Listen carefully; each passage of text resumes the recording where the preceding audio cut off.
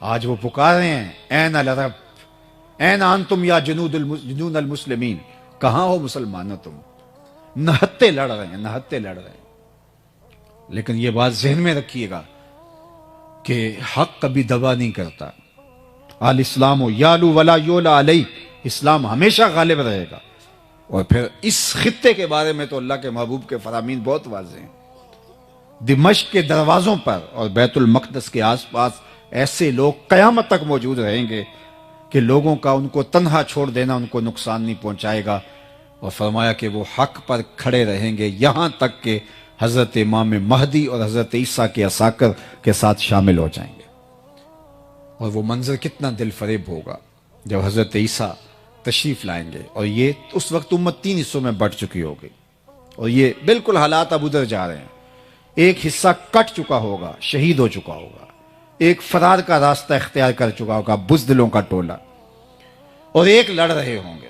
حضرت عیسیٰ ان کے پاس آئیں گے، اللہ اکبر، اور انہیں کہیں گے کہ اب بتاؤ کیا کرنا ہے، میں بد دعا کرتا ہوں یہ غرق ہو جائیں گے، یا پھر یہ ہے کہ ان کے خلاف ہم لڑنے کے لیے تیار ہیں۔ تو وہ کہیں گے کہ ہم لڑ کے جہاد کر کے فتح حاصل کرنی ہے۔ حضرت عیسیٰ علیہ السلام کی ہمراہی میں جہاد اسلام ہوگا۔ اللہ اکبر، صحیح بخاری کی روایت ہے، تمام رجال ثقہ ہیں، میں اب میری زبان نہ کھل جائے، بڑی کوشش کی گئی کسی طرح سے حضرت امام مہدی کے نزول والی حدیثوں کو ضعیف قرار دیا جائے، آج سے چند سال پہلے محققین بٹھائے گئے کسی ملک میں، لیکن نہیں کر سکے۔ اور یہ حدیث بخاری میں ہے، اور اس سے ملتی جلتی باقی صحیح حدیث میں بہت ساری حدیث ہیں۔ اللہ کے محبوب علیہ السلام فرماتے ہیں کہ وہ وقت آئے گا کہ پھر جب حضرت عیسیٰ علیہ السلام کے انفاس کی خوشبو سے ہی دجال پگھلنا شروع ہوگا، اور یہ فرار کا راستہ اختیار کرے گا، اور فرمایا مقام لد پہ قتل کر دیا جائے گا، بھاگتا ہوا، اللہ اکبر، بھاگتا ہوا مارا جائے گا۔ وہ جو جس پہ ناز ہے، اور وہ کہتے ہیں 1000 سال حکومت اس کے آنے پہ ہم کریں گے، اور ہیکل سلیمانی بنانے کے لیے یہ بیتاب ہیں، اور وہ تخت داؤدی جو رکھا ہوا انگلینڈ کے اندر، وہ یہاں ہیکل سلیمانی میں رکھنے کے لیے بیتاب ہے کہ یہاں آ کے ہمارا مسیحا بیٹھے گا۔ وہ ان کا مسیحا بھاگتا ہوا مارا جائے گا، اور یہاں 6 ماہ کے بچے بھی سینے پہ گولیاں کھا رہے ہیں۔ یہ مسلمان کا جذبہ ہے، یہ ان کی طاقت ہے۔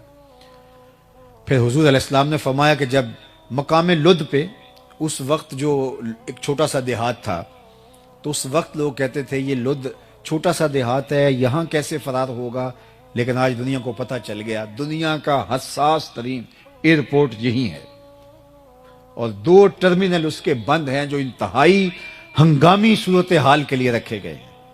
تو اب سمجھ آئی کہ دجال یہاں سے بھاگنا شروع ہوگا، اور یہاں حضرت عیسیٰ کے ہتھے چڑھ جائے گا، خنزیر کو بھی قتل کریں گے اور دجال کو بھی قتل کریں گے، صلیب کے نشان کو بھی توڑیں گے، اور پھر اسلام کو اللہ مسلمانوں کو یوں فتح دے گا کہ حضور نے فرمایا کہ اگر کسی پتھر کے نیچے، بخاری کی روایت ہے، پتھر کے پیچھے، پہاڑ کی اوٹ میں، کسی غار میں، کھو میں، کسی جگہ پہ بھی کوئی یہودی چھپ کے جان بچانا چاہے گا تو وہ پتھر بھی آواز دے گا کہ یہ ظالم میرے پیچھے چھپا ہوا ہے۔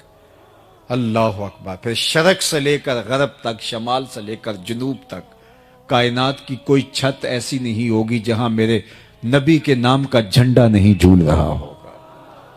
اللہ اکبر۔ اللہ اسلام کو غلبہ اور قوت اور طاقت اور توانائی عطا۔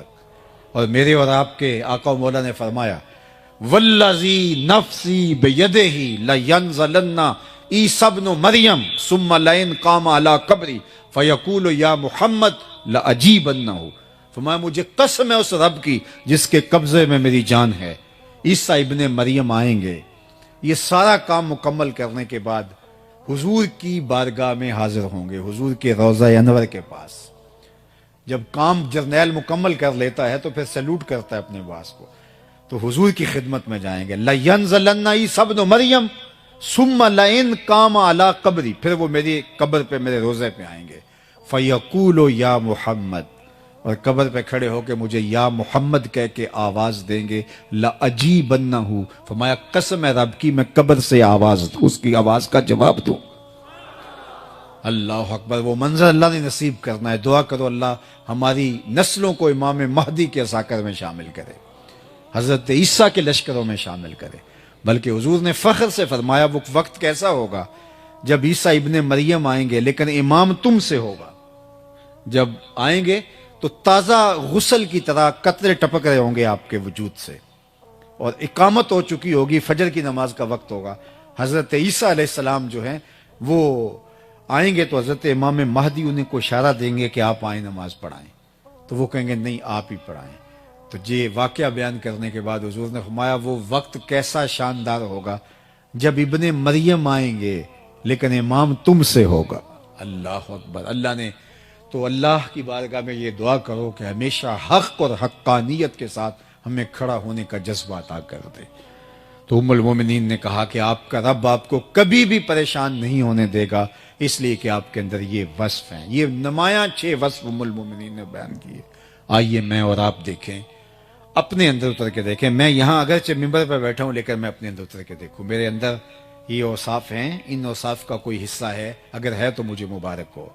آپ بھی یہاں بیٹھے بیٹھے اپنے اندر اتر کے دیکھیں کہ ان 6 اوصاف کو، جو بڑے نمایاں واضح کھلے وصف ہیں میرے حضور علیہ السلام کی سیرت کے، جو حضور سیدہ خدیجۃ الکبریٰ برجستہ بیان کرتی ہیں، یہ اوصاف ہمارے اندر موجود ہیں۔ اگر موجود ہیں تو آپ کو مبارک ہو، اور اگر نہیں تو میں آپ کو ملامت نہیں کرتا، اور میرے میں نہیں ہے تو آپ مجھے ملامت نہ کیجیے۔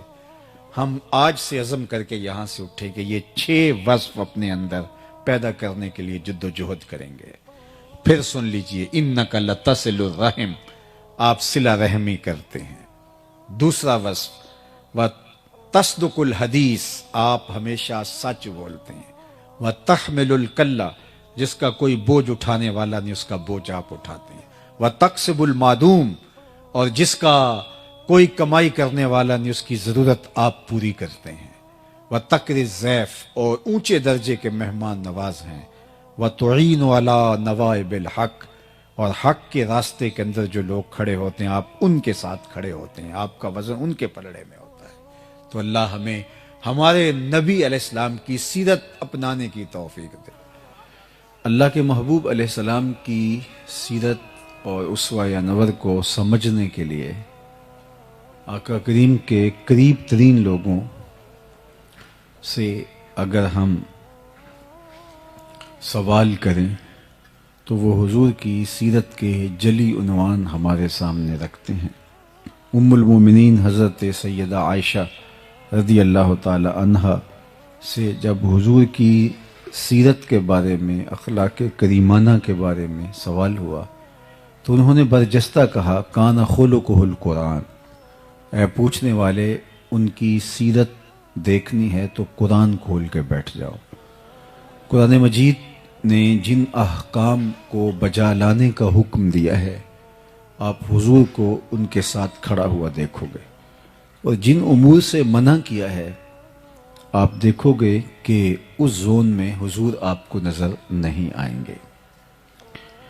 حضرت ام المومنین سیدہ خدیجۃ الکبریٰ رضی اللہ تعالی عنہا، جو حضور علیہ السلام کی وہ زوجہ محترمہ ہیں کہ جنہوں نے حضور کے کردار سے متاثر ہو کر ہی حضور سے نکاح کیا تھا۔ جب میسرہ غلام نے آ کر کے بتایا سفر شام میں حضور کے کردار کی کہانی ان کے سامنے رکھی تو انہوں نے حضور علیہ السلام کو پیغام نکاح بھیج دیا۔ اب آقا کریم علیہ السلام کے ساتھ ان کی رفاقت کا ایک طویل عرصہ گزرا۔ تقریباً نکاح کے 15 سال بعد حضور علیہ السلام کے قلب اطہر پر نزول وحی جب ہوئی تو قرآن تو وہ ہے کہ اگر پہاڑوں پہ بھی اترے تو وہ بھی ریزہ ریزہ ہو جائیں۔ یہ تو حضور علیہ السلام کا قلب انور تھا جو اس کو سہار گیا، لیکن اس کا ایک احساس تھا۔ تو آقا کریم گھر پلٹے پہلی وحی کے نزول کے بعد، اور آپ کو ایسے تھا جیسے سردی لگ رہی ہو، تو کہا زملونی، مجھے چادر اوڑھا دو۔ تو ام المومنین سیدہ خدیجۃ الکبریٰ رضی اللہ تعالی عنہا نے حضور کے کندھوں پہ چادر ڈال دی اور آقا کریم نے فرمایا مجھے اندیشہ یہ جاں ہے، تو فرمایا کہ آپ کا رب آپ کو کبھی بھی ضائع نہیں ہونے دے گا۔ کیوں؟ اس کی وجہ بیان فرمائی اور برجستہ بیان فرمائی۔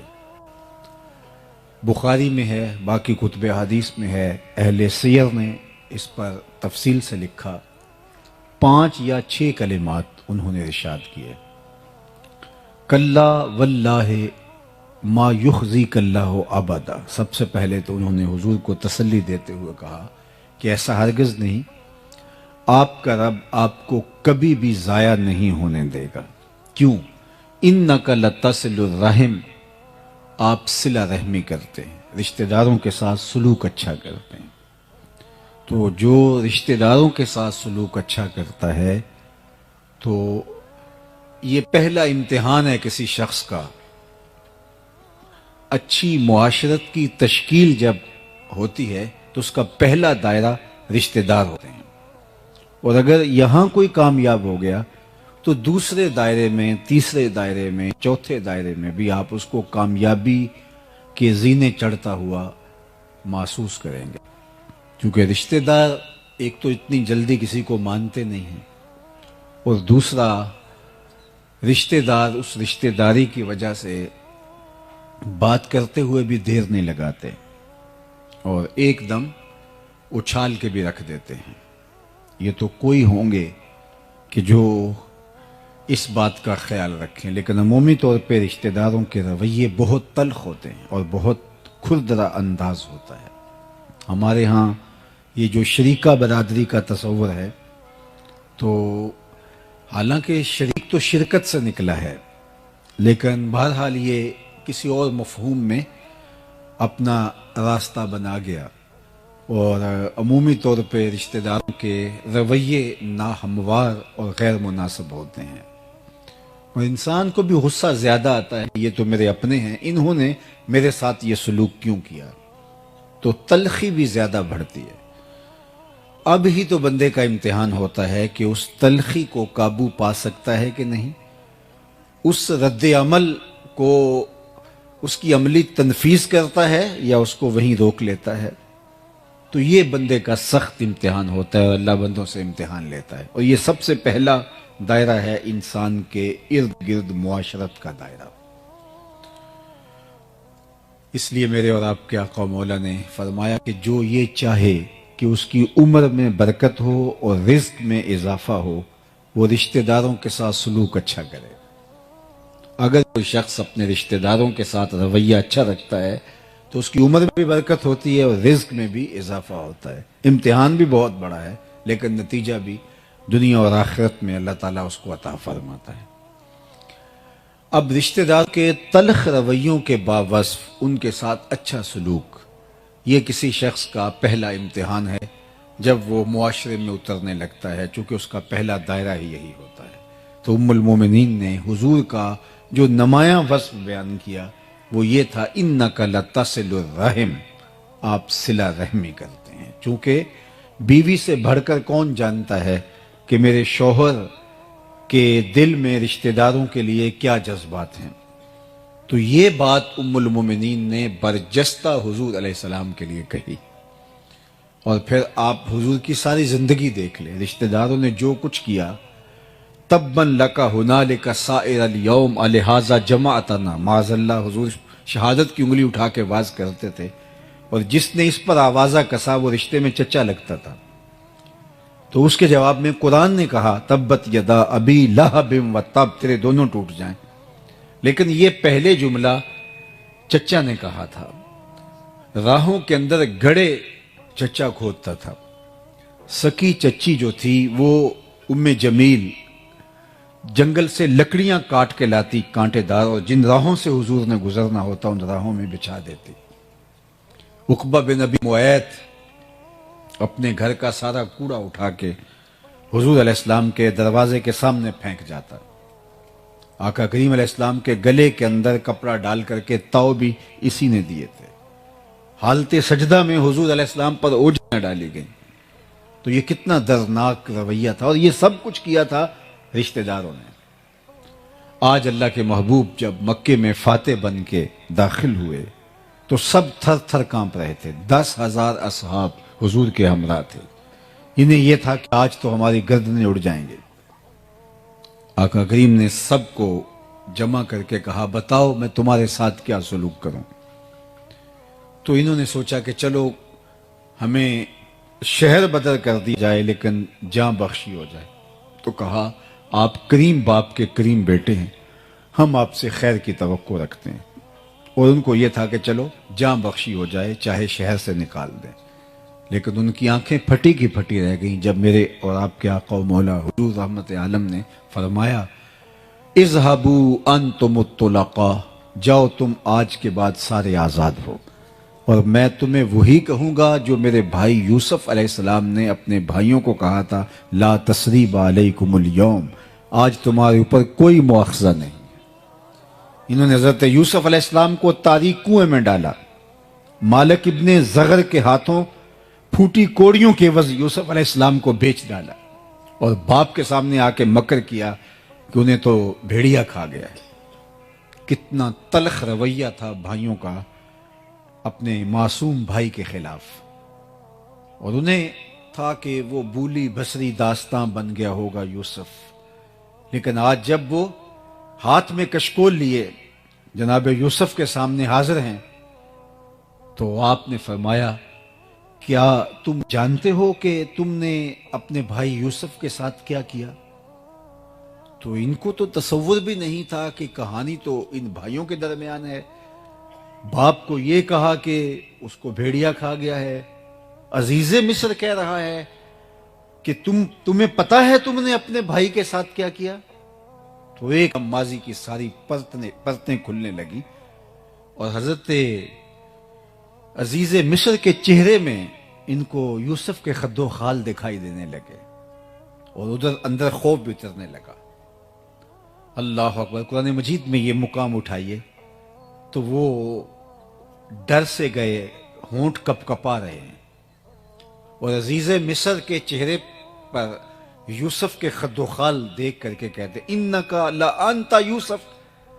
اللہ اکبر, آپ یوسف ہیں. یہاں جو لفظ ہے انکا لانتا یوسف, آپ یوسف ہیں. قال انا یوسف, کہاں میں ہی یوسف ہوں اور یہ میرا بھائی ہے. حضرت بنیامین پاس بیٹھے تھے. اور پھر فرمایا اب ایک لمحے کی اذیت سے وہ گزرے کہ اب کیا ہوتا ہے. ساتھ ہی کہہ دیا لا تثریب علیکم اليوم, پریشان نہیں ہونا, تمہارے اوپر آج کوئی مواخذہ نہیں ہوگا. یعنی انہیں اس کرب سے بھی زیادہ دیر نہیں گزرنے دیا کہ جب یہ پہچان گئے کہ عزیز مصر یہ تو وہی یوسف ہے جس کو کنویں میں ڈالا تھا, آج عزیز مصر بن کے ہمارے سامنے. تو بھائیوں کی حالت غیر ہو رہی تھی اور زبان میں لکنت پیدا ہو رہی تھی, آواز گلے میں پھنس رہی تھی, نکل نہیں رہی تھی.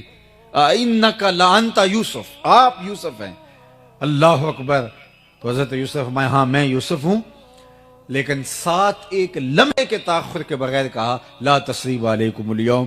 تو اللہ کے محبوب علیہ السلام نے فرمایا کہ میں آج تم سے وہی کہوں گا جو میرے بھائی یوسف نے اپنے بھائیوں سے کہا تھا, آج تم سے کوئی مواخذہ نہیں کیا جائے گا. عثمان بن طلحہ یہ کعبۃ اللہ کا کلید بردار تھا, اور اللہ کے محبوب علیہ السلام نے اس سے کہا کہ کعبۃ اللہ کا دروازہ کھولو, میں اندر جا کے نوافل ادا کرنا چاہتا ہوں, نماز پڑھنا چاہتا ہوں, اللہ کے حضور سجدہ ریز ہونا چاہتا ہوں. اس نے انکار کر دیا, نہیں میں آپ کے لیے کعبہ کا دروازہ نہیں کھول سکتا. وقت گزر گیا, آج حضور فاتح بن کے داخل ہوئے تو فرمایا این عثمان بن طلحہ, عثمان بن طلحہ کہاں ہے؟ تو کپ کپاتا ہوا حاضر ہوا. فرمایا لاؤ کعبۃ اللہ کی کلید. دروازہ کھولا, حضور اندر اترے, بتوں کو توڑا, سجدہ ریزیاں کی اللہ کے حضور, واپس پلٹے تو سب صحابہ منتظر تھے کہ یہ دیکھیے اعزاز کس کو ملتا ہے. عثمان بن طلحہ کو تو دوبارہ چابی نہیں ملے گی, اب دیکھیے کس کا مقدر کھلتا ہے, اور یہ کعبۃ اللہ کی کلید برداری کا اعزاز کس کو ملتا ہے. سب حسرتیں لیے کھڑے تھے, لیکن حضور جب باہر تشریف لائے فرمایا عثمان بن طلحہ کہاں ہے؟ تو حاضر خدمت ہوا تو حضور نے اس کے ہاتھ میں چابی رکھتے ہوئے فرمایا یہ چابی میں تم کو دے رہا ہوں, قیامت تک یہ چابی تیری نسلوں سے بھی کوئی نہیں چھین سکے گا سوائے ظالم کے. آج بھی یہ جو شیبی خاندان ہے کعبۃ اللہ کا کلید بردار, یہ حضرت عثمان بن طلحہ کی اولاد سے ہے. تو جب اس نے حضور کا یہ سلوک دیکھا تو آگے بڑھ کے آقا کریم کے ہاتھ پہ بیعت اسلام کر لی. تو یہ سلوک تھا اللہ کے محبوب کا، صلہ رحمی کا یہ عالم تھا، یہ حضور کی سیرت ہے. ہم چھوٹی چھوٹی بات پہ کہتے ہیں اگر تم ایک بات کرو گے تو ہم 10 باتیں کریں گے، ایک قدم پیچھے ہٹو گے تو ہم 10 قدم پیچھے ہٹیں گے.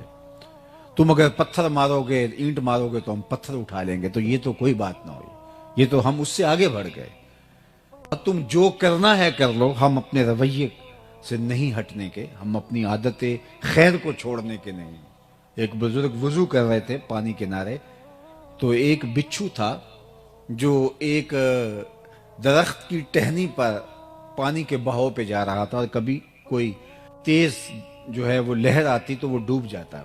پھر اپنے آپ کو بڑی ہمت سے اس لکڑی کے ساتھ آ کے وابستہ کرتا. تو ان کے دل میں رحم جاگا، تو ہاتھ ڈال کر کے اس کو باہر نکالنے کی کوشش کی. تو اس نے اپنی فطرت کے مطابق ان کے ہاتھ پہ ڈنگ مار دیا.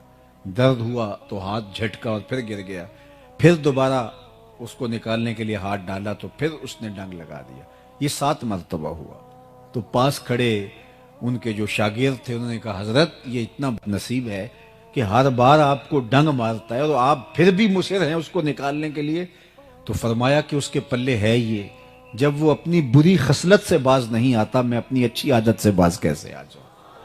جس کے پاس جو ہوگا وہ وہی دے گا. الاناؤ یترشع بما فیہ، عربی کا مقولہ ہے برتن سے وہی ٹپکتا ہے جو برتن کے اندر ہو. اگر آپ کے ساتھ میرے ساتھ کوئی رویہ اچھا نہیں رکھتا، اس کا سلوک اچھا نہیں ہے، تو ہم یہ نہیں کہیں گے کہ اچھا اگر تو 1 قدم بڑھا ہے تو میں 10 قدم اور جو ہے وہ تیرے معاملے میں اتنی ہی برائی میں تیرے ساتھ بڑھ جاؤں گا. یہ تو پھر ہم اس سے آگے بڑھ گئے نا. ہم کہیں گے نہیں، تجھے بھی ایک دن جیت لیں گے محبت کے زور پر. سل من قطعک واعط من حرمک. اللہ کے محبوب نے فرمایا جو تم سے تعلق توڑے تم اس سے تعلق جوڑو، اور جو تمہیں محروم رکھے تم اس کی جھولیاں بھر دو. ہاں تمہارا یہ حق ہے کہ اگر رشتہ دار شر کا منبع و مصدر ہے تو آپ اس سے محتاط ضرور ہو سکتے ہیں، لیکن یہ نہیں ہے کہ وہ مشکل میں پھنس جائے، وہ تکلیف میں ہو، وہ اذیت میں ہو تو آپ اس وقت جو کہیں کہ اب میں اس کا سر کچل کے رکھ دوں. نہیں، بہترین صدقہ وہ ہے جو ناراض رشتہ دار کو دیا جائے جو تمہارا مخالف ہو، چونکہ نفس مانتا ہی نہیں ہے اس صدقے کے لیے. آپ کہیں گے کہ اس نے تو ناک میں دم کر رکھا ہے اور اگر اس کو بھی کھڑا کر دیا اور یہ بھی اگر جو ہے وہ صاحب ثروت ہو گیا تو یہ تو میرے لیے مشکل کھڑی کر دے گا. تو نہیں، اس کی مدد کرو اگرچہ اس کا رویہ تلخ سے تلخ کیوں نہ ہو. تو پہلا کردار جو ام المومنین نے حضور کا بیان کیا وہ یہ تھا کہ انک لتصل الرحم. آپ کا رب آپ کو کبھی تنہا نہیں چھوڑے گا اور نہ آپ کو بے آبرو ہونے دے گا، اس لیے کہ آپ صلہ رحمی کرتے ہیں.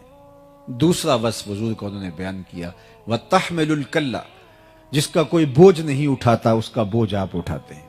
اپنے بوجھ تو سارے ہی اٹھاتے ہیں. اوروں کے لیے جینا یہ زندگی ہوتی ہے. یہ تو ہم درختوں سے سیکھ سکتے ہیں. درخت اپنی چھاؤں میں کبھی خود نہیں بیٹھے، خود دھوپ میں جلستے ہیں، لیکن جو ان کے دامن میں آئے تو اس کو وہ ٹھنڈک فراہم کرتے ہیں. درختوں نے آج تک اپنا پھل خود نہیں کھایا، لوگوں کو دان کرتے ہیں. اوروں کے لیے جینا یہ زندگی ہے. دریاؤں نے اپنا پانی کبھی خود نہیں پیا، یہ اوروں کو سیراب کرتے ہیں. بادل خود اپنا پانی جو ہے وہ نوش جان نہیں کرتے، وہ اوروں کو دان کرتے ہیں. اوروں کے لیے جینا، اوروں کے لیے زندگی گزارنا یہ زندگی کا حسن. کمائی کرنے والا نہیں، آپ اس کے لیے کام کرتے ہیں، اس کے لیے مزدوری کرتے ہیں، کام کرتے ہیں، اس کے لیے تجارت کرتے ہیں. اللہ اکبر، یہ حضور کا وصف نمایاں ہے. اللہ اکبر، کہ لوگوں کے لیے حضور علیہ الصلوۃ والسلام کمائی کریں. تجارت کی ہے حضور نے، کس لیے؟ دوسروں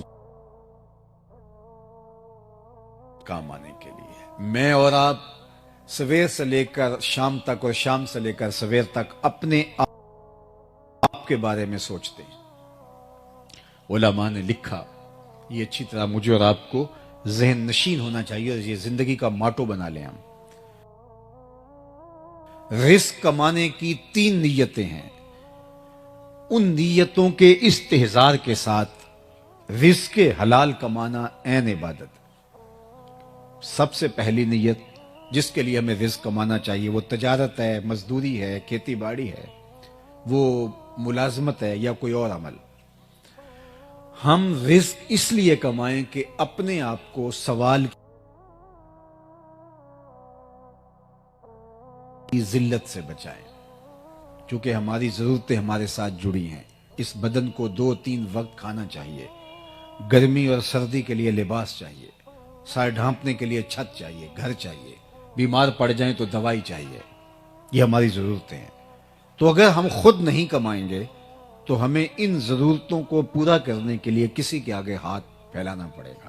تو اس لیے رزق کمایا جاتا ہے کہ اپنے آپ کو سوال کی ذلت سے بچایا جائے، یہ پہلا مقصد ہے جو ہمیں ملحوظ ہونا چاہیے۔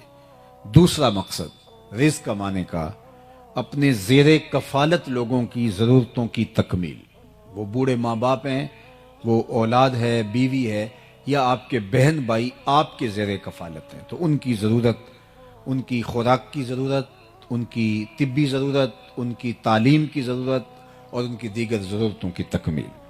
تو یہ دوسرا مقصد ہے رزق کمانے کے لیے۔ اس کے لیے پردیس کاٹا جاتا ہے، اس کے لیے دن رات ایک کیا جاتا ہے، تاکہ میرے بچوں، میرے ماں باپ، میرے اعزا و اقربا جو میرے زیر کفالت ہے، ان کی ضرورت میرے ذمہ ہے، تو میں آپ دکھ سہ لوں گا لیکن ان کی ضرورت کو پورا کروں گا۔ یہ دوسرا مقصد ہے رزق کمانے کا۔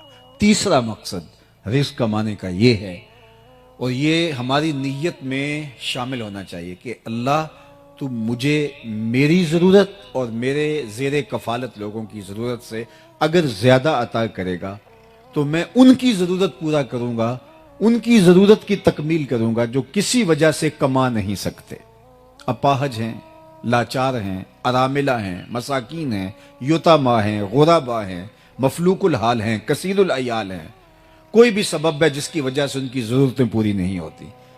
تو اللہ میں اس لیے رزق کما رہا ہوں کہ اگر تو میری اور میرے زیر کفالت لوگوں کی ضرورت سے تو مجھے زیادہ دے تو میں ان کی ضرورتوں کو پورا کروں گا۔ یہ 3 نیتوں کے ساتھ اگر ہم رزق حلال کمائیں تو وہ عین دین ہے۔ اگر چوتھی نیت جڑ گئی کہ میں معاشرے میں نمایاں ہو جاؤں گا، اپنے رشتہ داروں میں تفاخر کر سکوں گا، تو پھر بھی بے برکتی اتر آئے گی۔ اور اگر اس رزق کے ذریعے سے عیش و عشرت کروں گا، اپنی ناجائز خواہشات کی تکمیل کروں گا، یہ تو خیر بدترین صورتحال ہے۔ صرف تفاخر کروں میں باقی رشتہ داروں کے اندر بھی، میاں میں تم سے امیر ہوتا ہوں، اور میں ان پر تفوق کا اظہار کر سکوں، یہ بھی نیت میں کہیں چھپا ہوا، تو وہ رزق آپ کو بے چین کر دے گا، سکون نہیں آنے دے گا، اور وہ رزق جو ہے وہ پھر دنیا کا مال بن کے رہ جائے گا جو تمہارے لیے بہت کڑے اور سخت حساب کا ذریعہ ہوگا۔ تو صرف 3 نیتیں ہمارے ساتھ جڑی ہونی چاہیے۔ اللہ مجھے رزق دے، میں اپنی ضرورت کو پورا کروں، میں اپنے بچوں کی، اپنے زیر کفالت لوگوں کی ضرورت کو پورا کروں، اور اگر تو مجھے میری اور میرے بچوں کی ضرورت سے زیادہ عطا کرے تو پھر میں معاشرے کے ان لوگوں کی ضرورت کو پورا کروں جو کسی وجہ سے اپنی ضروریات کی تکمیل نہیں کر پاتے۔ یہ ہیں 3 نیتیں۔ ان نیتوں کے ساتھ جو تاجر اپنے ٹھیے پہ بیٹھ کے مزدوری کرتا ہے تو بظاہر وہ کوئی یہاں ممبر پہ بیٹھ کے واز نہیں کر رہا، لیکن کیا کہا؟ التاجر الصدوق الامین مع النبیین یوم القیامہ، وہ سچا تاجر قیامت کے دن پیغمبروں کے ساتھ اٹھایا جائے گا۔ کتنی بڑی بات، کیونکہ اس کی نیت میں فرق نہیں ہے، اس کی نیت صرف یہ 3 چیزیں ہیں، اور اگر اس کی نیت پھیل گئی، آگے بڑھ گئی اور وہ شر کے زمرے میں آتی ہو تو پھر سب کچھ برباد ہو گیا۔ اسی طرح وہ مزدوری کرتا ہے تو القاسب حبیب اللہ، وہ مزدوری کرنے والا اللہ کا حبیب ہے۔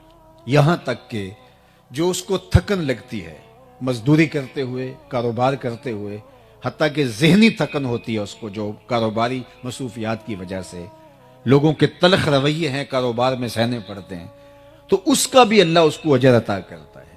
بلکہ کاشتکار ہے تو اس کی فصل سے جو چڑیاں چگ کے لے جاتی ہیں، اللہ اس کو بھی اس کے نامہ اعمال میں صدقے کے ثواب کی صورت میں لکھتا ہے، اس لیے کہ اس کی نیت کا خلوص جو ہے اس کو کہاں سے کہاں لے جاتا ہے۔ تو یہ 3 نیتیں میرے ساتھ اور آپ کے ساتھ جڑی رہنی چاہیے۔ میں مختلف اداروں میں بھی جانا ہوتا ہے، یونیورسٹیز میں بھی، کالجز میں بھی، تو وہاں بچے ڈاکٹر بن رہے ہیں، انجینئر بن رہے ہیں، تو ان کو کہتا ہوں کہ یہ ابھی سے اپنی نیت میں شامل کر لو. یہ ٹھیک ہے. بہت سارے لوگ پردیس میں جاتا ہوں تو وہاں بھی میں دوستوں کو کہتا ہوں ایک ایک خاندان کو اٹھاؤ، دو دو خاندانوں کو اٹھا دو. ایک گلی کے اندر 10 سے 15 گھر ہوتے ہیں تو ان میں سے عموماً متوسط لوگ ہوتے ہیں تو 2 یا 3 گھر غریب ہوتے ہیں، باقی 2-4 گھر امیر ہوتے ہیں، باقی متوسط ہوتے ہیں. اگر ہم صرف اپنی گلی کو اپنے ذمے لے لیں کہ ہم اپنی گلی میں کسی کو بھوکا نہیں سونے دیں گے، اس گلی کے غریب لوگ ہمارے ذمے ہیں، ان کے بچوں کی تعلیم ہمارے ذمے ہیں، ان کی شادیاں ہمارے ذمے ہیں، صرف ایک ایک گلی کو اپنے ذمے ہم لے لیں تو ایک اچھا صالح پاکیزہ معاشرہ جو ہے وہ تشکیل پاتا ہے. لیکن جب ہم خود غرضی کی زندگی گزاریں گے تو پھر معاشرہ اسی طرح کا ہوگا جس طرح اس وقت پایا جاتا ہے. اور ہمارا دین صرف ہمیں سجدے کرنے کی تلقین نہیں کرتا، ہمارا دین ہمیں ہمسایوں کا خیال رکھنے کی تلقین بھی کرتا ہے. میرے اور آپ کے آقا و مولا نے فرمایا اس قدر مجھے ہمسایوں کے حقوق کے بارے میں تاکید کی گئی کہ مجھے لگا کہ وہ وراثت میں حقدار نہ ٹھہرا دیا جائے. اور ہم نے تو یہ پڑھا ہے کہ اگر ہمسایہ بھوکا سو جائے تو 40 دن نمازیں قبول نہیں ہوتی. یہ ہمارا دین ہے. میرے اور آپ کے آقا و مولا نے یہاں فرمایا اپنے گوشت کی خوشبو سے غریب ہمسائے کو تکلیف نہ دو، یا تو تھوڑا پانی زیادہ ڈال لو، شوربے کی پیالی ہمسایوں کے گھر بھی بھیج دو. اور اگر ایسا نہیں کر سکتے تو ایسے زاویے میں، ایسے وقت میں، ایسی جگہ پہ اس کو پکاؤ کہ غریب تک اس کی مہک نہ پہنچ سکے. بچے تو بچے ہیں، ضد کر بیٹھے تو ان بچوں کی ضد کو کون پورا کرے گا؟ پہر کو سلا دیتی ہے بچوں کو وہ اس ڈر سے گلی میں پھر کھلونے بیچنے والا نہ آ جائے. اپنی دولت کی نمائش نہ کریں کہ لوگ اذیت میں مبتلا ہو جائیں. میں نے تو فقہا سے یہ بھی جو ہے وہ سنا ہے کہ آپ حج اور عمرہ کر کے آتے ہیں تو اس کی بھی بار بار لوگوں کو باتیں نہ سنائیں کہ غریب آدمی اس سے بھی جو ہے وہ اذیت میں آئے گا کہ میرے پاس بھی یہ چیزیں ہوتی تو میں بھی جو ہے وہ چلا جاتا، تو وہ بھی اذیت میں آ جائے گا. اس طرح کسی نے کہا تھا امیر آدمی آسائش نہ چھوڑے نمائش چھوڑ دیں تو غریبوں کی جان سوکھی ہو سکتی ہے. تو ہمیں ان 3 نیتوں کے استحضار کے ساتھ رزق کمانے کی تلقین کی گئی ہے. ہم اوروں کے لیے جئیں، اور جب ہم اوروں کے لیے جینا شروع کر دیتے ہیں تو پھر ہماری زندگی کے اندر جو طمانینت آتی ہے اس کو کسی ترازو پہ نہیں تولا جا سکتا. ہم ایسے جینا شروع تو کریں، ہم یہ سمجھیں کہ یہ ہمسائے کے بچے میرے بچے ہیں اور ان کی ضرورت میرے ذمے ہے اور یہ میرے ذمے ہیں، اور معاشرہ اس طرح کس طرح صالحیت کے سانچے میں ڈھل جائے گا. مساجد کی انجمنیں جو ہیں یہ صرف اپنا سارا زور مولوی صاحب کے اوپر نہ دیں کہ ان کو کس طرح ہم نے قابو میں رکھنا ہے. یہ پورے محلے کو دیکھیں، کوئی غریب بھوکا تو نہیں سوتا. یہ ذمہ داری ہے اس کی، یہ اس کے منصب کے اندر شامل ہے. اسی طرح جو زعماء ہیں، سیاسی زعماء ہیں معاشرے میں جن کو اللہ تعالیٰ نے مقام دیا ہے، صرف یہ نہیں ہے کہ بندہ خود کر سکتا ہو. اللہ نے ان لوگوں کی بھی مذمت کی ہے کہ جو خود تو نہیں کر سکتا لیکن دوسروں کو بھی اس کی ترغیب نہیں دیتا تو وہ بھی پکڑا جائے گا. وَلَا يَحُضُّ عَلَىٰ طَعَامِ الْمِسْكِينِ فَوَيْلٌ لِّلْمُصَلِّينَ الَّذِينَ هُمْ عَنْ صَلَاتِهِمْ سَاهُونَ الَّذِينَ هُمْ يُرَاءُونَ وَيَمْنَعُونَ الْمَاعُونَ. تو یہاں پہلے فرمایا کہ أَرَأَيْتَ الَّذِي يُكَذِّبُ بِالدِّينِ فَذَلِكَ الَّذِي يَدُعُّ الْيَتِيمَ وَلَا يَحُضُّ عَلَىٰ طَعَامِ الْمِسْكِينِ کہ یہ وہ بدنصیب شخص ہے جو لوگوں کو ترغیب نہیں دیتا کہ فلاں یار غریب ہے اس کی مدد کو پہنچو. خود اس کے پاس دولت ہے، وہ تو بہت بڑے امتحان میں ہے، اس کو تو ڈھونڈ کر کے دینا چاہیے، لیکن وہ خود اس اہلیت میں نہیں ہے کہ وہ لوگوں کی مدد کر سکے. لیکن وہ لوگ جو غریب ہیں وہ اس کی نظر میں ہیں اور اس کا اثر ان پہ بھی چلتا ہے جو صاحب ثروت ہیں. تو وہ ان کو اگر نہیں کہتا، وہ کہتا ہے مجھے کیا لگے اور میں ان کا احسان اپنے اوپر کیوں لوں، ان کو ترغیب دے کہ ان کی مدد کرواؤں، مجھے کیا لگے. تو اللہ تعالیٰ نے سورہ الماعون کے اندر جہاں مذمت کی منافقوں کی، اس کی بھی کی کہ اس کی بدنصیبی کیا ہے، وَلَا يَحُضُّ عَلَىٰ طَعَامِ الْمِسْكِينِ. اور سورہ البلد کے اندر فرمایا أَلَمْ نَجْعَلْ لَهُ عَيْنَيْنِ وَلِسَانًا وَشَفَتَيْنِ وَهَدَيْنَاهُ النَّجْدَيْنِ فَلَاقْتَحَمَ الْعَقَبَةَ وَمَا أَدْرَاكَ مَا الْعَقَبَةُ فَكُّ رَقَبَةٍ أَوْ إِطْعَامٌ فِي يَوْمٍ ذِي مَسْغَبَةٍ يَتِيمًا ذَا مَقْرَبَةٍ. وہاں ارشاد ہونٹ دیے ہیں لیکن تو ان کے حق میں کیوں نہیں بولا، تو نے ان کی غربت کی آواز دوسروں تک کیوں نہیں پہنچائی. تو یہ ہماری ذمہ داریوں میں شامل ہے کہ ہم اپنے اعتراف پہ غور کریں کہ کوئی بندہ اگر بھوکا مر گیا تو وہ بوجھ ہمارے ذمے ہے، لیکن ہماری بے حسی، پوری دنیا کی بے حسی نے آج انسانیت کو خانوں میں بانٹ دیا ہے۔ بلکہ میں تو کہتا ہوں کہ جو الگ الگ اچھے اچھے ٹاؤنز بن رہے ہیں، یہ بھی غریبوں اور امیروں کی بستیاں الگ الگ ہو رہی ہیں۔ ڈیفنس میں اور طرح کے لوگ آباد ہیں، غریب محلوں میں اور طرح کے لوگ آباد ہیں، تو بستیاں الگ ہو رہی ہیں، لوگ امیر غریب ان کے اندر جو ہے وہ لمبی لکیریں کھینچی جا رہی ہیں۔ اور ہمیں جو زندگی دی گئی تھی وہ ترغیب کی زندگی دی گئی، تو اپنے لیے جینا کمال نہیں ہے، اوروں کے لیے کمال ہے۔ تو یہ حضور کا وصف نمایاں ہے جو ام المومنین نے بیان کیا، وَتَقْسِبُ الْمَعْدُومِ، جس کا کوئی کمائی کرنے والا نہیں، آپ اس کی کمائی کرتے ہیں۔ سیرت اس لیے نہیں ہوتی، یا میلاد اس لیے نہیں ہوتا، یا جلسہ اس لیے نہیں ہوتا، یا تقریر اس لیے نہیں ہوتی کہ میں تقریر کروں اور آپ نعرے لگاتے تھکے نہ، اور آپ کہیں کمال کر دیا، کبھی پھول پھینکے کبھی نوٹ پھینکے۔ یہ مجھے اور آپ کو بھولا ہوا سبق یاد دلانا ہوتا ہے، اپنے آپ کو بھی اور آپ کو بھی۔ مجھے اس سیرت کے عنوان سے اپنے لیے ڈھونڈنا ہے کہ میرے اور آقا و مولا جن پہ ہم درود پڑھتے ہیں ان کی تو زندگی یہ تھی، تو کیا میں ان کی زندگی کے کتنا قریب ہوں، میرے اندر کہاں تک ہے یہ، میں نے زندگی میں کتنے دکھیوں کو، کتنے حضرت عبد الرحمن 30,000 غلام آزاد کیے۔ تو ہمیں لوگوں کو، مصیبتوں میں پھنسے ہوئے لوگوں کو آزاد کرنا چاہیے۔ اس دور کی جو غلامی ہے، معاشی بحران ہیں، اذیتیں ہیں، اس میں لوگوں کو ان کے پاؤں پہ کھڑا کریں، ان کی ضرورتوں کی تکمیل کریں۔ یہ میرے حضور کی سیرت ہے، اور سیرت بیان اس لیے کی جاتی ہے کہ اس سیرت کو ہم اپنے اندر اتاریں اور اس کا عکس اپنے اندر پائیں، تاکہ ہمارے آقا خوش ہوں۔ صرف سن کے کہ واہ سبحان اللہ، یہ ہم صرف ان کو بیان کر کے اور سبحان اللہ کہہ دیں نہیں۔ دین کا تقاضا ہم سے یہ ہے کہ ہم قسمت کا رزق ساتھ لے کے آتا ہے اور برکت چھوڑ کے جاتا ہے۔ ہمارا کچھ نہیں کھاتا، اپنی قسمت کا ہمارے دسترخوان سے کھاتا ہے، اور ہمارے دسترخوان سے کھانے کی وجہ سے ثواب بھی ہمیں ملتا ہے، عزت بھی ہمیں ملتی ہے، اور وہ برکت بھی چھوڑ کے جاتا ہے۔ اس لیے خوش دلی کے ساتھ مہمانوں کا استقبال کیا جائے، ان کو کھانا کھلایا جائے۔ اللہ اکبر۔ آدھا فقر حضرت سیدنا شیخ عبد القادر الجیلانی علیہ رحمہ و رضوان فرماتے ہیں، آدھا فقر بھوکوں کو کھانا کھلانا اور برہنہ بدن لوگوں کو لباس پہنانا ہے۔ باقی چلے، ریاستیں، عبادتیں، نمازیں، سجدے، تہجدیں، اوراد، اشغال، وظائف، یہ باقی آدھا بنتا ہے۔ صرف آدھا بھوکوں کو کھانا کھلانا اور برہنہ بدن لوگوں کو لباس دینا ہے۔ فقیر اس بات پہ راضی ہوتا ہے کہ اس کا دسترخوان چلتا رہے، اٹ کھڑک کے دکڑ وجے تتا ہووے چلہ، آن فقیر کھا کھا جامن راضی ہووے بلا۔ فقیر کا مزاج یہ ہے کہ لوگ آئیں اور اس کا دسترخوان چلتا رہے، اسے خوشی ہوتی ہے جب اس کے دسترخوان سے کوئی لقمہ اٹھاتا ہے۔ تو یہ چوتھا وصف ام المومنین نے حضور کا بیان کیا۔ پانچواں وصف وتصدق الحدیث، حضور آپ نے کبھی جھوٹ نہیں بولا، آپ ہمیشہ سچ بولتے ہیں، آپ کا رب آپ کو کبھی ضائع نہیں ہونے دے گا۔ اب آئیے ہم یہاں رکتے ہیں کہ ہماری زندگی میں سچ ہے یا جھوٹ؟ تو قدم قدم پہ ہم جھوٹ بولتے ہیں۔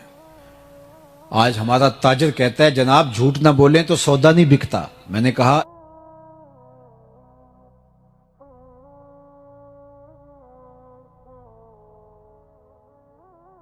کیسے بیچ لیتے ہیں؟ وہاں تو جھوٹ کا کبھی گزر بھی نہیں ہوا، اور وہ معیشت میں کہاں سے کہاں ہیں۔ یہ عجیب فلسفہ تراشا کہ جھوٹ نہ بولیں گے تو سودا ہی نہیں بکے گا۔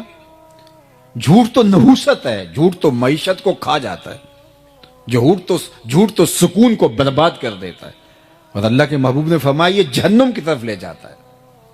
اور سنو حضور نے کیا ارشاد فرمایا، جب کوئی شخص جھوٹ بولتا ہے تو اس کے منہ سے بدبو نکلتی ہے، جو عام لوگ تو نہیں سونگھ پاتے، لیکن اللہ کے نورانی اور حساس فرشتے اس کا احساس کرتے ہیں اور 1 میل پیچھے ہٹ جاتے ہیں۔ رحمت لانے والے فرشتے جھوٹ بولنے کی وجہ سے بدبو نکلتی ہے اس سے 1 میل پیچھے ہٹتے ہیں، اور سویر سے لے کر شام تک جہاں جھوٹ ہی ہو تو فرشتے کتنے دور جا چکے ہوں گے۔ باپ بیٹے سے جھوٹ بولتا ہے، بیٹا ماں سے جھوٹ بولتا ہے، ماں بیٹی سے جھوٹ بولتی ہے، بیٹی اپنے بھائی سے جھوٹ بولتی ہے، بھائی اپنی بہن سے جھوٹ بولتا ہے۔ تو ایک گھر سے اتنے لوگ جھوٹ بول رہے ہوں تو وہاں تو بدبو کے بوکے پھوٹ رہے ہوں گے۔ تو رحمت کے فرشتے تو دور دور کہیں ہوں گے جنہوں نے رحمت لے کے آنی تھی. اب نحوست آ گئی, رحمت والے تو آ ہی نہیں سکتے. ہم نے کیا سمجھا, کسی نے تعویذ ڈال دیے, کسی نے جادو کر دیا. ہم نے کیا سمجھا, کسی نے ٹونا کر دیا, کسی نے بندش کر دی, اس لیے سب کچھ ہو رہا ہے. یہ ہم نے سوچا ہی نہ کہ جھوٹ کی وجہ سے بدبو پھیلی ہے اور رحمت کے فرشتے ہماری گلی سے بھی نہیں گزرتے. اور ہم گئے پھر بابوں کے پاس, اور وہ جھوٹ کا پلندہ تو پہلے یہ جھوٹ کا سامان لے کے گٹلی باندھ کے بیٹھا ہوا تھا. اس نے کہا تم تو ویلے سے آ گئے ہو, اگر نہ آتے تو یہ تعویذ چل جانے تھے, ککھ نہیں رہنا تھا تمہارا اگر تم 2 دن لیٹ ہو جاتے. پھر ہر اتوار کو اس ملنگ, اس بابے, اس عامل کی جو ہے وہ کیا اس کو کہتے ہیں, ٹھیا کہہ لیں یا آج کل جو بھی لفظ بولتے ہیں, وہاں جا کے جو ہے وہ چوکی بھرنی پڑتی ہے. اور اتنے بد نصیب ہوتے ہیں, کوئی 3 سال سے نہیں نہایا, کوئی 4 سال سے غسل نہیں کیا, کوئی گالیاں بکتا ہے, کوئی جو ہے وہ بےہودگی پہ اتر آتا ہے. اور روز اخبارات کے اندر آپ دیکھتے ہیں کہ بابے نے کیا کرشمہ کر کے رکھ دیا, اور عزتوں سے کھیلنے والے یہ لوگ ہوتے ہیں. اور وہاں رش لگا ہوتا ہے, وہاں بھاگم بھاگ ہوتی ہے. کیوں جی, یہ ہمارا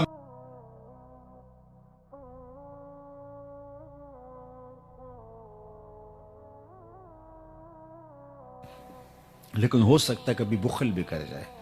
بلکہ ایک روایت میں فرمایا گیا کہ جو اولاد ہوتی ہے مبخلتن و مجبنتن, یہ تھوڑا تھوڑا بخیل بھی بنا دیتی ہے اور تھوڑا تھوڑا بزدل بھی بنا دیتی ہے. جب بندے کی شادی نہیں ہوئی ہوتی, اولاد نہیں ہوتی, وہ مشکل میں بھی کود جاتا ہے اور شاہ خرچ بھی ہوتا ہے, لیکن اولاد کے بعد تھوڑا تھوڑا بخیل ہو جاتا ہے اور تھوڑا تھوڑا بزدل بھی ہو جاتا ہے. تو مبخلتن و مجبنہ, اولاد بخیل کر دینے والی ہے اور بزدل بنا دینے والی ہے. تو کہا مومن ہوتا فطرتاً سخی ہے, لیکن ہو سکتا ہے کبھی بخیل بہادر ہے, لیکن ہو سکتا ہے کبھی بزدل بھی ہو جائے. پھر تیسرا سوال ہوا, مومن جھوٹا ہو سکتا ہے؟ فرمایا جھوٹا نہیں ہو سکتا. یہ نہیں ہو سکتا کہ مومن ہو اور جھوٹا ہو. اور یہاں سچا بندہ ڈھونڈنے سے نہیں ملتا. اب کیا کریں, مومن کی تو علامت بتائی گئی ہے کہ مومن جھوٹا نہیں ہو سکتا. تو پھر ہمیں دیکھنا پڑے گا ہم کھڑے کہاں. دل مسلمان ہے تیرا نہ میرا, اقبال نے کہا تھا, دل مسلمان ہے تیرا نہ میرا, تو بھی نمازی میں بھی نمازی. نمازیں تو ہم پڑھے جا رہے ہیں, لیکن اصل ہمارا اندر لٹا ہوا ہے. مومن کی علامت کیسے پہچانے کے مومن؟ منافق کی 4 علامتیں بیان کی گئی ہیں. ان میں سے ایک علامت بیان, اذا حدث کاذب, جب وہ بولے گا جھوٹ بولے گا. اور یہ علامت اگر مومن نہیں ہو تو وہ مومن نہیں, یہ نفاق کی علامت ہے. تو مجھے اور آپ کو دیکھنا ہوگا, چاہے اس کی قیمت کوئی بھی دینی پڑے. سچ بولنے کی قیمت تو دینی پڑتی ہے, کوئی حرج نہیں ہے, لیکن یہ اللہ کے محبوب علیہ الصلوۃ والسلام نے علامت ایمان بتائی ہے کہ مومن سچا ہوتا ہے, مومن جھوٹا نہیں ہوتا. تو فرمایا وَتَصْدُقُ الْحَدِيث, آپ سچ بولتے ہیں. اور میں آپ کو بتاؤں کہ میرے اور آپ کے آقا و مولا اعلان نبوت سے قبل بھی صادق اور امین کہلاتے تھے. حضور نے کوہ صفا پہ جب صنادید قریش کو جمع کیا تو ان کو ایک بات کہی تھی جو تاریخ کے اوراق میں موجود ہے, کہ اگر میں کہوں کہ پہاڑ کی دوسری جانب سے ایک لشکر آ رہا ہے جو تمہیں کچل ڈالے گا, مان لو گے؟ انہوں نے کہا دیکھیں گے, نظر آیا تو فبہا, نظر نہ بھی آیا تو کہیں گے ہم اندھے ہیں آپ سچے ہو, کیونکہ ہم نے آپ کو کبھی جھوٹ بولتے نہیں سنا. تو فرمایا پھر مان لو اللہ ایک ہے. تو پھر انہوں نے انکار تو کیا, لیکن اندر کہہ رہا تھا جو کل سچا تھا وہ آج بھی سچا ہے. اور ایک وقت آیا پھر ماننے پہ مجبور ہو گئے. اور امین ایسے کہ ابو جہل نے کہا کہ وقت تیزی کے ساتھ ہاتھوں سے نکلتا جا رہا ہے, اگر 4 اور لوگ ان کے ساتھ جڑ گئے تو پھر قابو پانا مشکل نہیں ہوگا. تو اس نے کہا گرو جی کیا کریں؟ کہا ہر قبیلے سے ایک ایک فرد لو اور ان کے گھر کا محاصرہ کرو اور معاذ اللہ حضور کو شہید کر دو, اور اگر بنو ہاشم اٹھ کھڑے ہوئے تو مل کے مقابلہ کریں گے, اور اگر انہوں نے خون بہا مانگا تو خون بہا مل کے دے دیں گے, کوئی مشکل نہیں ہوگی. اور اتنے قبائل کے سامنے اکیلے بنو ہاشم نہیں کھڑے ہو پائیں گے. اور حضور کے گھر کا پھر محاصرہ کر لیا. اللہ اکبر. اور آپ جانتے ہیں کہ آقا کریم نے حضرت علی المرتضیٰ کو اپنے بستر پہ لٹایا اور کیا کہا, علی تم میرے بستر پہ لیٹ جاؤ, صبح اٹھنا, لوگوں کی امانتیں واپس کر کے تم بھی مدینے چلے آنا.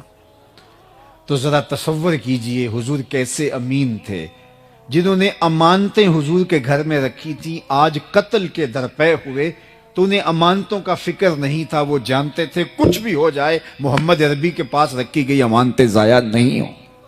یہ ہوتا ہے امین. اور پھر آقا کریم نے بھی فرمایا کہ تم امانتیں واپس دے کے آنا. کسی نے حضرت علی سے پوچھا کہ تم حضور کے بستر پہ لیٹ گئے تھے تو وہ حضور علیہ السلام کے گمان میں تمہیں بھی تو قتل کر سکتے تھے، تو تمہیں نیند آ گئی تھی؟ حضرت علی نے کہا بڑے آرام کی نیند. کہا کیسے؟ کہا حضور نے کہا تھا علی تم میرے بستر پہ لیٹ جاؤ، صبح اٹھ کے امانتیں دے کے مدینے چلے آنا. مجھے یقین تھا میں صبح اٹھوں گا بھی، امانتیں بھی ادا کروں گا اور مدینے بھی پہنچوں گا، اس لیے کہ یہ میرے حضور نے فرما دیا تھا. اللہ اکبر. یہ ہے حضور کا کردار، حضور علیہ السلام کی زندگی. وَتَصْدُقُ الْحَدِيث، یہ ہمیشہ سچ بولتے ہیں. اور چھٹا وصف حضور کا وَتُعِينُ عَلَى نَوَائِبِ الْحَقِّ، ام المومنین نے کہا کہ جو حق کی راہ پہ لوگ موجود ہوتے ہیں ہم دیکھتے ہیں آپ ان کے ساتھ کھڑے ہوتے ہیں. ہم تو کہتے ہیں کہ ہمیں کیا لگے جی، ہمیں کیا غرض، ہم تو اپنے آپ کا دفاع کرتے ہیں، اپنے آپ کو بچاتے ہیں. سچ اور سچائی کے ساتھ کھڑا ہونا ہمارے مزاج میں نہیں ہے، اور اسی لیے پھر سچ بولنے والا تنہا رہ جاتا ہے اور معاشرہ اس کو کچل کے رکھ دیتا ہے. دوبارہ وہ عبرت کا نشان بن جاتا ہے، لوگ جو ہے وہ اس جگہ پہ کھڑا ہونے کو تیار نہیں ہے. سچ کے ساتھ کھڑا ہونا چاہے اس کی کوئی بھی قیمت دینی پڑے. حالات کی تلخیاں آج دیکھیے دنیا کے اوپر، آج 56-57 اسلامی ملک حق کے ساتھ کھڑے نہیں ہو پا رہے. فلسطین کے اندر جو قیامت بپا ہے، چند نہتے ٹینکوں سے توپوں سے لڑ رہے ہیں، اور 56-57 اسلامی ملک جن کی غیرت کا جنازہ نکل گیا. یہ OIC کا اجلاس ہوا ہے اور عرب لیگ کا، کتنے بے شرم لوگ ہیں، کیسے تصویریں اور جھنڈوں کے آگے کھڑے ہوئے تھے. تم نے کیا کیا ہے کہ یوں کھڑے سینہ تان کے تصویریں کھنچوا رہے؟ کہاں گئی تمہاری غیرت؟ دیبل کے ساحل پہ ناہید نامی ایک لڑکی نے پکارا تھا، اور حجاج بن یوسف کوئی اچھا شخص نہیں مانا جاتا، ظالم شخص تھا. حضرت حسن بصری رضی اللہ تعالیٰ عنہ تابعی ہیں، وہ فرمایا کرتے تھے اگر پچھلی امتوں کے لوگ اپنے سارے ظالم لے آئیں اور ایک پلڑے میں ڈال دیں، دوسرے پلڑے میں صرف حجاج بن یوسف کو ہم ڈال دیں تو یہ پلڑا پھر بھی بھاری ہوگا. اتنا بڑا ظالم تھا. لیکن اس نے دیکھا کہ محراب کے پیچھے آوازیں آ رہی ہیں، تو اس نے معلوم کیا تو پتہ چلا کہ دیبل سے ایک جہاز پہنچا ہے اور فریاد کی گئی ہے اور حجاج کو پکارا گیا ہے. پھر وہ اللہ کے قہر کی بجلی بن کے نازل ہوا. یہ ہماری تاریخ ہے. میرے استاد یہ کہا کرتے تھے کہ یہ نہ ہو کہ لوگ تمہیں پوچھیں تم کون ہوتے ہو اور تم بتاؤ جناب ہم مسلمان ہوتے ہیں، یہ دیکھو مذہب کے خانے میں اسلام لکھا ہے. آپ فرمایا کرتے تھے نہ کسی کو پوچھنے کی نوبت آئے، نہ تمہیں بتانے کی ضرورت ہو. تم دور سے چلے آ رہے ہو، لوگ کہیں وہ دیکھو حضور کا غلام آ رہا. ہمارا عشق ہمارے نعروں سے جھلکتا ہے، ہمارا عشق ہماری پگڑی اور ہمارے جبے سے سمجھ میں آتا ہے، ہمارا عشق جو ہے وہ ہمارے اور رویوں سے سمجھ میں آتا ہے. نہیں، ہم اگر دکان پہ بیٹھے ہیں لوگ کہیں اس سے سودا لو، یہ عاشق رسول ہے، یہ 2 نمبر سودا نہیں دے سکتا، یہ 2 نمبر دوائی نہیں دے سکتا، اس لیے کہ یہ عاشق رسول ہے. ہم سے کوئی رشتہ کرنے آئے تو کہا بے دھڑک رشتہ کرو اپنی بیٹی کا، اس لیے کہ یہ عاشق رسول ہے، اور عاشق رسول کبھی بھی تمہاری بیٹی کی تذلیل نہیں کرے گا، اس کی عزت نفس پہ حرف نہیں آنے دے گا. میرا عشق میرے رویے سے پتہ چلے، ہمسایوں کے ساتھ سلوک سے میرا عشق پتہ چلے. اللہ کے محبوب علیہ السلام نے وضو کیا اور حضور کے پانی کو صحابہ نے زمین پہ نہیں گرنے دیا، اپنے ہاتھوں پہ لیا اور اپنے منہ پہ مل لیا. تو آقا کریم نے جب یہ منظر دیکھا ما یحملکم علی ھذا، صحابہ تمہیں اس بات پر کس نے ابھارا ہے؟ میں نے تو اس کا حکم نہیں دیا. انہوں نے کہا حب اللہ و رسولہ، اللہ اور اس کے رسول کے پیار نے ہمیں اس پہ آمادہ کیا ہے. اور واقعی یہ پیار کی علامت ہے کہ حضور کے وضو کے پانی کو بھی زمین پہ نہیں گرنے دیتے، بلکہ حضور نے ایک دفعہ پچھنے لگوائے اور ایک لگن میں خون جمع ہو گیا تو حضور نے ایک صحابی کو کہا جاؤ ایسی جگہ بہا آؤ جہاں کسی کے قدم نہ پڑے، اور جا کے ایک پتھر کی اوٹ میں بیٹھ کے نوش جاں کر گئے. واپس پلٹے تو فرمایا بہا آئے ہو؟ جی حضور ایسی جگہ جہاں کسی کے قدم نہیں جا سکتے. تو مسکرا کے کہا لعلک شربتا، شاید تم نے پی لیا ہے. کہا جی حضور. تو آقا کریم نے فرمایا یا غلام قد حررتا نفسک من النار، اے بیٹے تو نے اپنے آپ کو آتش دوزخ سے بچا لیا ہے. اللہ کے محبوب علیہ السلام کے وضو کے پانی کو زمین پہ نہیں گرنے دیتے. حضور نے فرمایا صحابہ تم یہ کیوں کرتے ہو؟ کہا حب اللہ و رسول، اللہ اس کے رسول کی محبت. تو حضور نے اس کی نفی نہیں کی، لیکن کہیں محبت کا رخ ادھر ہی رہے اور دوسری چیزیں بھول جائیں. حضور نبی ہیں، اس لیے فرمایا جو چاہے اللہ اس کے رسول سے محبت کرے، اللہ رسول اس سے محبت کرے، اس کو 3 کام بھی کرنے چاہیے. ایک، جب بولے سچ بولے، جب اس کے پاس امانت رکھی جائے اس میں خیانت نہ کرے. اور تیسری بات فرمائی اس کی ہمسائیگی میں کوئی آ بسے تو مجاورت کا، ہمسائیگی کا حق ادا کرے. تو یہ 3 چیزیں کہیں فراموش نہ ہو جائیں تو میں اور آپ محبت کے اظہار کے اور جو سلیقے ہیں ان کو بھی اختیار کریں.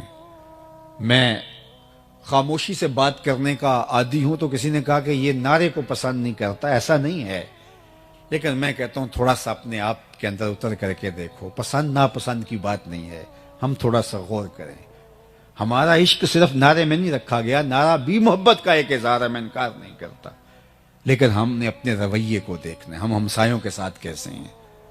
ہم دکان پہ بیٹھے اس وقت بھی عاشق رسول ہیں؟ صرف جلسے میں عاشق رسول ہوتے ہیں. ہم دکان کے اوپر بیٹھے ہم عاشق رسول نہیں ہوتے. ہماری نماز مسجد میں ہوتی ہے اور ہم جب ٹوپی مسجد میں پھینک کے جاتے ہیں تو نماز بھی وہیں پھینک کے جاتے ہیں. لیکن اگر ہم اس نماز کو، اس سجدے کو، اس رکوع کو جو مسجد میں ادا کی دکان پہ بھی ساتھ لے آتے، اس کو کاروبار میں بھی ساتھ لے آتے، اس کو رشتہ داری میں بھی ساتھ اس نماز کو لے آتے. ہم دعائے قنوت میں کیا پڑھتے ہیں؟ وَنَخْلَعُ وَنَتْرُكُ مَن يَفْجُرُكَ، اللہ جو تیرے حکموں کو توڑے گا، تیری شریعت کا باغی ہوگا، ہمارا اس کے ساتھ کوئی تعلق نہیں ہے. لیکن ہم نے صرف قنوت میں پڑھا، عملی زندگی میں یہ نہیں ہوتا. تو اللہ نے فرمایا سو خرابی ہے ان نمازیوں کے لیے جو ٹکریں تو مار رہے ہیں لیکن نماز نہیں پڑھ رہے. جب نماز پڑھی ہے تو نماز رویوں میں اتر آئے. عاشق رسول ہیں تو عشق رویوں میں اتر آئے. یاری لا تو پاک نبی سنگ، اے پر پوری یاری، پھر درود قبول ہے تیرا لکھ نہ لو ایک واری. پھر لاکھ، سوا کروڑ مرتبہ نہیں بھی پڑھا تو کوئی فرق نہیں پڑتا، وہ ایک بار بھی کافی ہو جائے گا، لیکن وہ اندر سے پڑھا ہو، تیری زبان بھی بولے، تیری روح بھی بولے، تیرا دل بھی بولے. تو آئیے میں اور آپ اپنے عشق کو حقیقی صورت اور شکل میں اپنی روحوں کے اندر اتار لیں تاکہ وہ عشق ہماری زندگی سنوار دے. عشق تو زندگی کو کہاں سے کہاں اٹھا کے لے جاتا ہے. وہ اور عشق ہے جو غالب کو نکما کر دیتا ہے. غالب نے کہا تھا نا، عشق نے غالب نکما کر دیا، ورنہ ہم بھی آدمی تھے کام کے. لیکن ایک شاعر احمد ہوا، اس نے غالب کا جواب دیا، عشق نے احمد معلّا کر دیا، ورنہ ہم تو آدمی تھے نام کے. یہ عشق تو سر بلند کر دیتا ہے، یہ تو اونچا کر دیتا ہے. تو میں اور آپ اگر دعویٰ عشق رسول رکھتے ہیں تو یہ چھوٹا دعویٰ نہیں ہے، یہ بہت بڑا ہے. یہ ہماری زبان سے چھل کے، ہمارے رویوں سے ٹپ کے، ہماری عادات سے اس کا ظہور ہو، ہماری رشتہ داریوں میں اس کی چمک دکھائی دے، ہماری دکان سے پھوٹ کے اس کا نور پھوٹے کہ یہ عاشق رسول ہوتا ہے. ایک اچھا حساس شہری بن کے عشق رسول ہمیں زندگی گزارنے کی تلقین کرتا ہے. تو فرمایا اگر تم چاہتے ہو کہ اللہ اس کے رسول سے پیار کرو اور اللہ اس کا رسول تم سے پیار کرے تو تمہارا یہ عمل کہ تم میرے وضو کے پانی کو زمین پہ نہیں گرنے دیتے اپنی جگہ پہ، لیکن یہ 3 کام کبھی فراموش نہ کرنا. ہمسائے کے حق کا خیال رکھنا، امانت ہو تو اس کو پورا ادا کرنا، اور جب بھی بولنا تمہاری زبان پر ہمیشہ سچ کے سوا کچھ نہیں ہونا چاہیے. اللہ تعالی حضور کا اسوہ نور ہماری زندگیوں میں اتار دے. کار ما آخر شدو آخر زما کار نشد، مشت خاک ما غبار کوچا یار نشد. و آخر دعوانا ان الحمدللہ رب العالمین.